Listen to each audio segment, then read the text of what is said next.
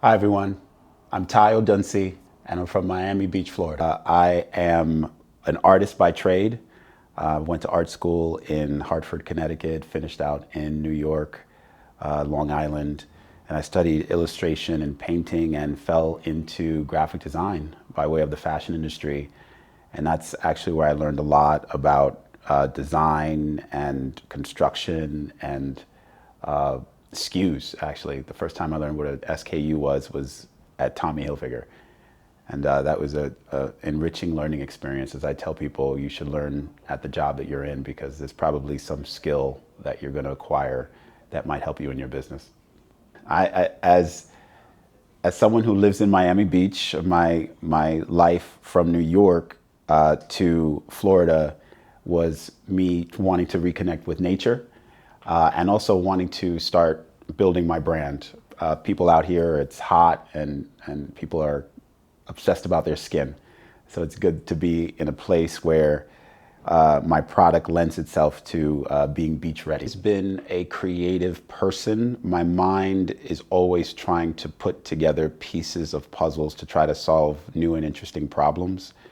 I only learned that later on in my life as I became a designer and did graphics and into fashion and started storytelling, trying to invent things, products.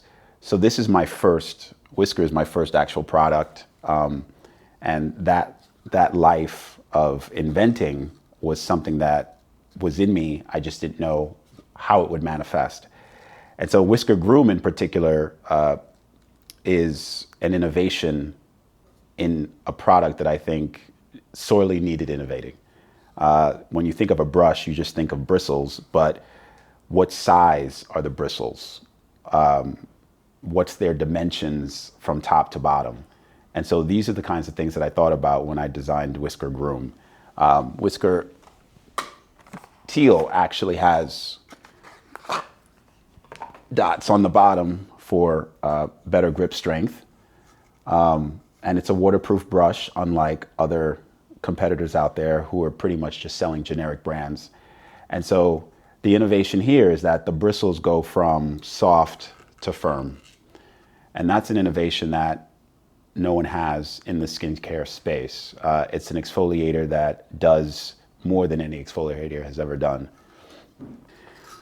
The idea for Whisker came about when I was searching for an idea that would allow me to be creative. I say that as in, I was searching for something that would challenge that part of me that wanted to solve a problem. And I said, okay, let me start writing down all the problems that I had.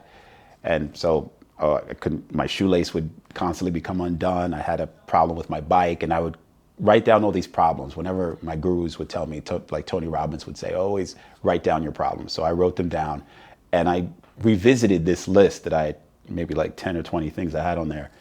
And I saw one of the problems that I had written down was razor bumps, ingrown hairs. And I would always get razor bumps and ingrown hairs around my cheek and my mustache. That's actually how I came up with the idea of Whisker, because a man's mustaches are his whiskers. So I changed the spelling to make it sound cool, and there's a cocktail party effect where if you say a name and people can hear it in a crowded party, that means that the name is sticking. So I thought as in a tool like plier, tweezer, whisker. And so that's how it came about. And I just, did some designs, got some prototypes made, and 3 iterations later, learning from customers, listening to feedback, here we are. Personally, I was always told that as an artist, I would be selling pencils on the street, and that I was the black sheep. As an immigrant son, your choices are doctor, lawyer, engineer. And so as an artist, I was kind of breaking with that sort of family pride tradition. And so when I wanted to step out and be creative, there was that sort of looming risk. And so in the back of my mind, I've always wanted to prove something, I think. I think a lot of people are driven by that, but for me, it was really that sort of cloud hanging over my head saying, okay, you're creative, you have to make it. You have to do something interesting. You have to enrich others if you're going to enrich yourself. And that's always been my philosophy.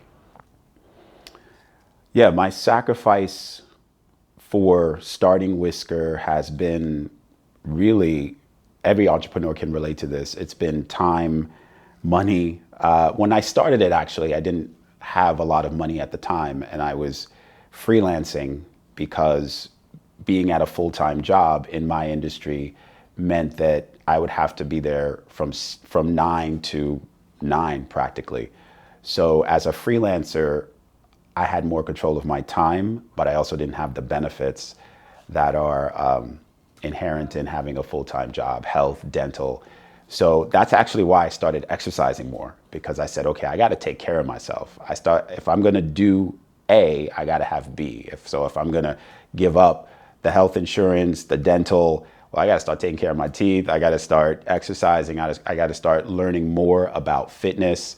So with every sacrifice, it taught me that I had to be better. I had to compensate by bringing in or introducing another skill set.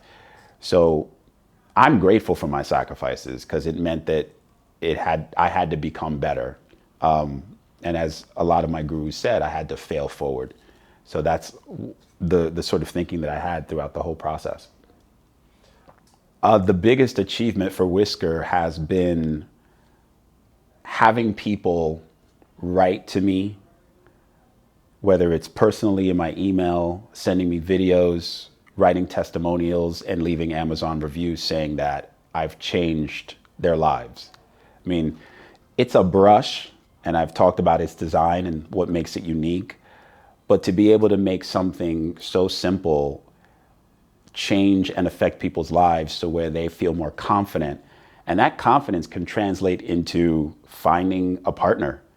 Finding a partner could translate into finding a long-term relationship, being able to start a new life.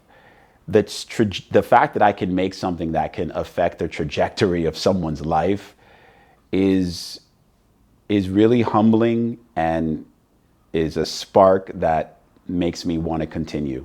And so aside from having $1.2 million in lifetime sales, just having people write to me and telling me their experiences and how the products improved their life is more than anything in the world. Some of the obstacles and hardships have been competitors leaving fake negative reviews on Amazon. That's been a struggle. Had my listing on Amazon hijacked. I've had my original Wizker copied, counterfeited, and sold on other channels. That was disheartening to see that. But I knew going in when I wrote my business plan that this is part of the life cycle of a business. And this is what every entrepreneur has to go through. And this is what we sign up for. We sign up for going out, trying to climb that mountain. If you know that while you climb that mountain, there's going to be some rocky terrain and some challenges, that's what you have to figure out how to bend towards. And so dealing with that and still being in the game is one of my proudest achievements, because a lot of businesses don't make it. We hear that statistic. A lot of businesses fail, and I've failed many times with other endeavors. But the fact that I'm still here despite all of those ups and downs is a testament to the fact that people still need a product like this. So being listed and featured on Amazon would mean the world for Wizker. I'm trying to build a skincare brand. When I first started this, I said, after all these reviews and comments were coming in and people were saying, wow, I've tried everything. I've tried the creams, I've tried the chemicals, and nothing has ever worked for me, because that was my story. And so to have my story sort of vicariously live through other people and transform their lives would mean the world for me. When I first started Wizker, I said, I'm going to have a Wizker in every bathroom to everyone who needs it. And so that's what I want to do. I want to build a skincare brand that can reach as wide as audience as possible. That's it. Let's get down to business. Got my rake. Let's go. Well, welcome to Miami, Muscle Beach. I'm Ty, but they call me the Whisker Man. This is the razor. The blade goes across the skin, and within about a couple of days,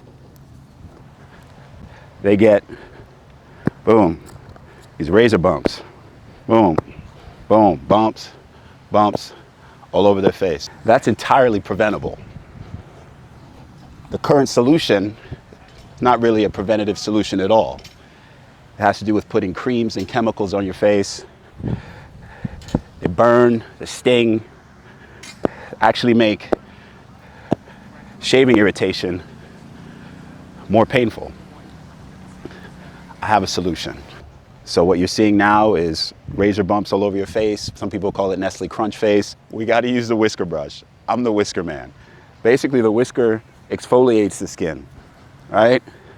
So you never have to get those bumps, right? You use it before you shave. Assuming you got a bad shave and these bumps came out, use the whisker, boom, done, boom. The whisker lifts the hair right out of that skin from its trapped place, boom, lifts it right out, right? I designed these special bristles that are not sharp. They have round tips, but they're small enough to lift those hairs out and exfoliate the skin. That's the key. The key is exfoliation. The hair never gets trapped beneath the skin. And the whisker exfoliates all that dead skin from the surface. And that prevents ingrown hairs and razor bumps.